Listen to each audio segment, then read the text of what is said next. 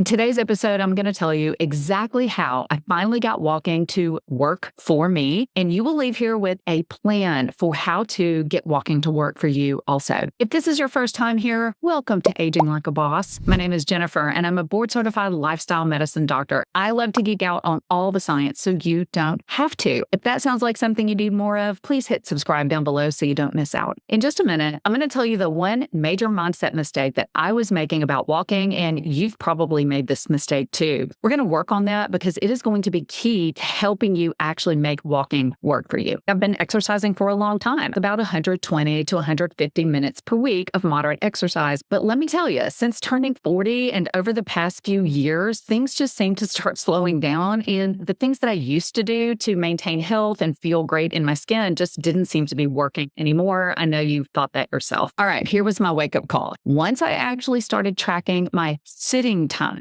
instead of my exercise time, my whole perspective changed. I was sitting for 8 to 10 hours a day, even after I worked out in the morning. I had no idea that I was sedentary. It's not that my metabolism was broken and yours isn't either. It's that my movement was not enough. And once I realized that, I stopped blaming my body and I just started getting really creative about how to make this work. So here's the major first mindset shift. Walking isn't working because I'm simply not doing it enough. But figuring out how to make it happen requires overcoming even more obstacles. Don't worry, we're going to address many of them before the end. So let's go back to that very first obstacle or thing that is keeping us from making walking work for us. The first one was simply this thought: I don't have time. I really felt like with my full-time job and my family obligations, I didn't have any more time that I could carve out yet another block dedicated just to movement. But here's a new way of thinking about it. What if I don't need any separate time at all to still make walking work for me? I want you to list all the things that you do during the day that typically involve sitting or that you do them while they're sitting. Scrolling, Netflix, Zoom meetings, more Zoom meetings, watching YouTube, paying bills, shopping on Amazon, researching something that I've told myself is critical. You get the gist. The next thing I want you to brainstorm is out beside each one, I want you to ask yourself this question. If I were crazy and there were no limitations at all and I didn't care what people think, what type of movement could I do while I was doing this? Maybe it's walking in place, marching in place, sitting on a bike, pedaling, or sitting at your desk with a small portable pedaler under your desk. Don't worry right now about equipment or what's possible or my boss won't let me. Hit pause and do that. So when we talk about not having enough time, I want you to think creatively about layering. How can I layer more movement into my everyday, particularly longer swaths of movement like pedaling or walking? Also remembering that starting with small blocks of time, like 10 minutes at a time, completely counts. The most important muscle to work is show up muscle. Write that down somewhere. The most important muscle to work is the show up muscle. The next obstacle, I can't walk outside, or when I can walk outside, it's not safe or it's cold or it's dark. I totally get it. That is why you can be crazy creative. Here is a few tips that worked for me. I learned to couple some walking with errands. So if I needed to go to Walmart or Costco or Sam's, I would tell myself, I'm going to 10 extra minutes, lap the store and look and just make laps inside the store while I'm there. Another option, get on YouTube and search indoor walking workouts and prepare to be mind blown. There are literally endless indoor walking workouts and other mild calisthenic workouts that are no impact that can be done inside your house. I've even been known to stand behind the couch and walk in place because on family movie night, I was not willing to make everyone pause the movie so that I could go get my 10-minute after dinner walk. So I just stood behind the couch and they laughed and I got my steps. And then of course, the obvious indoor answer is a treadmill of some kind. Thankfully, this industry has exploded in the past few years. You can get a very reliable and affordable walking pad to put inside your house. I keep forgetting. I know, I get it. We're busy.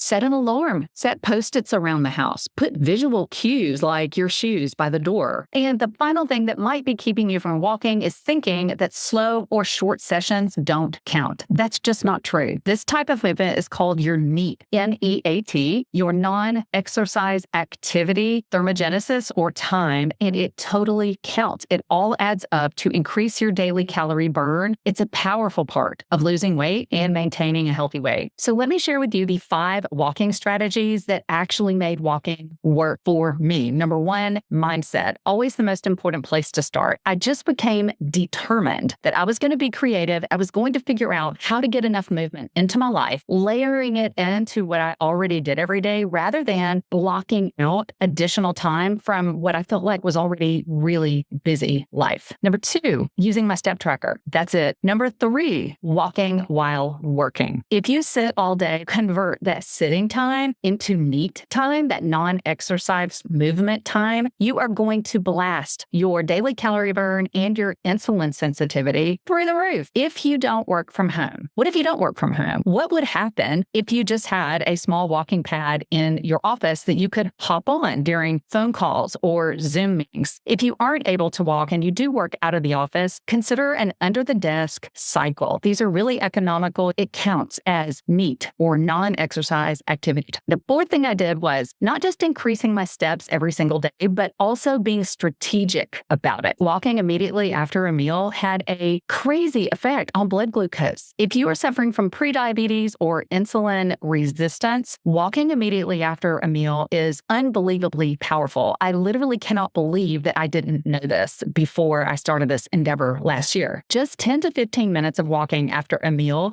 immediately sucks the blood glucose into your muscles. It perks up your insulin receptors, teaching your body to even more efficiently get the glucose from your blood and into your muscles. Okay, moving on to number 5. So, funny story. I may have mentioned my little guy, Dexter, and I do walk him daily, twice a day, in fact, but he is not a very athletic dog. So my walks were basically 45 minutes of sniff breaks, slow motion exploring, and standing around trying to decide where to go. I felt like I was putting in zero effort. And to be honest, I kind of was. I bought a weighted vest, and what it did was increase the intensity and effort that I was forced to put in while doing my little dog walks. So yes, thankfully, there's good science for this. Weighted vests have been shown to boost metabolism, improve strength and endurance, reduce bone loss and strengthen bones in middle-aged women, and help with weight loss and balance in middle-aged women. Obviously, if you've ever had back pain, lower back pain, neck pain, or you currently work with a movement professional, please talk to your doctor or them before you go slapping a weighted vest on yourself. Start low and go slow. And if you have pain, stop. All right, let's make your plan. Grab a piece of paper. Number one, let's track your baseline. You don't have to go all the way to the mythical 10K a day overnight, wherever you are. Add 1,000 and do that for a week as your goal. Add 2,000, do that for a week as your goal. Next, consider strategic timing. Is there any way that you can get in a little movement, either walking in place, pedaling under your desk, even standing squats in one position counts? Can you do that for 10 minutes or so after every meal? Choose one meal to start with and have that be your goal meal that you're going to move after. Commit to a morning walk. Even if it's 5 or 10 minutes, commit to moving first thing in the morning. Finally, if you do find yourself sitting for long periods of time,